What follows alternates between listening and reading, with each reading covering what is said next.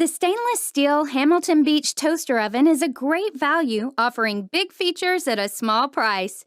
With toast, bake, and broil options, adjustable temperature control, and a 30-minute timer with auto shutoff, you have the features of a larger oven without heating up the kitchen. It's great for toasting up to 4 slices of bread, warming up snacks, and even cooking a 9-inch pizza. It uses up to 75% less energy and is 28% faster than a typical kitchen oven. Featuring non-slip feet and a stainless steel exterior, it looks great with any kitchen decor. Save time and money in the kitchen with the Hamilton Beach toaster oven. Now that's good thinking.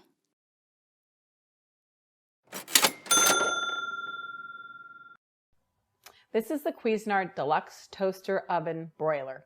Has a beautiful design, stainless steel, has a nice roll bar handle in the front here. When you open it, you can see the interior is quite generous. It's 0.6 cubic feet. It can hold a 12-inch pizza, a whole roast chicken, and it can also toast 6 slices of bread. So let me show you what else comes with your oven. This is your baking pan and rack, and the rack is adjustable, so you put it this way and it's high. Put it this way, it's much lower. This is your adjustable interior rack.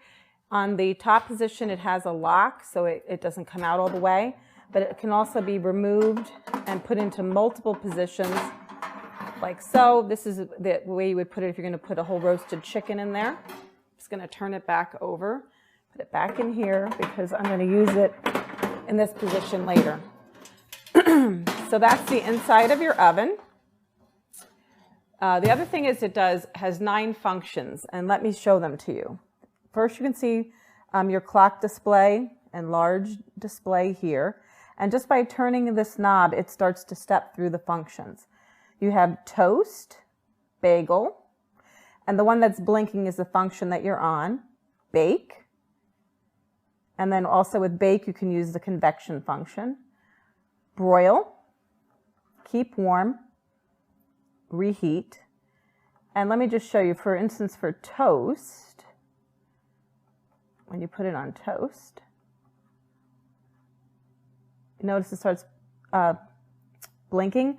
And notice that the shade button blinks. This lets you know what functions are operational in that setting. So you press shade, and this is where you can adjust your shade control from 1 all the way to light to 7, which is dark. And then you just hit the start button, and then you'll toast or start toasting. This also tells you how much time you have left in your toast cycle. I'm going to turn it off again, just so I can show you something else. For instance, here's your bagel. You're going to do the same thing, shade, set your shade on whatever you want. And then here you can also use the defrost function, and you'll see a little snowflake show up there. And that's really great, especially if you happen to freeze your bread or your bagels, you can use that. So then you have bake. It goes from 150. I'm going to press temp 150, and it goes all the way up to 450. So 150 to 450. And it goes in both directions. You'll also notice too, it has a 2-hour timer. So we could hit temperature, we set it on temperature, and then you can hit timer, and you can adjust the timer for whatever time up to 2 hours that you're going to cook. And then you just hit start, and it'll start preheating. So let me show you how to cook something in this toaster oven broiler.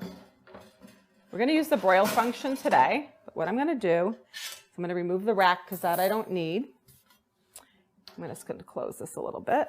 And actually what I'm going to do is I'm going to set it to get it started while we're going to prepare our food. Put it on broil.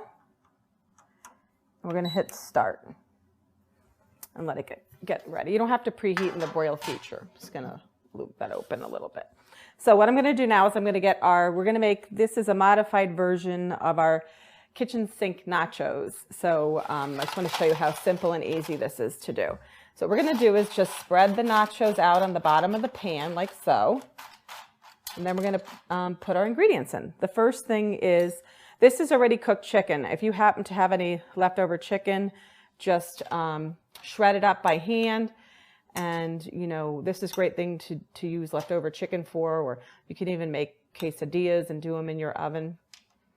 So let's just put that around, evenly dispersed. And then what we're going to do is we're going to add some black olives.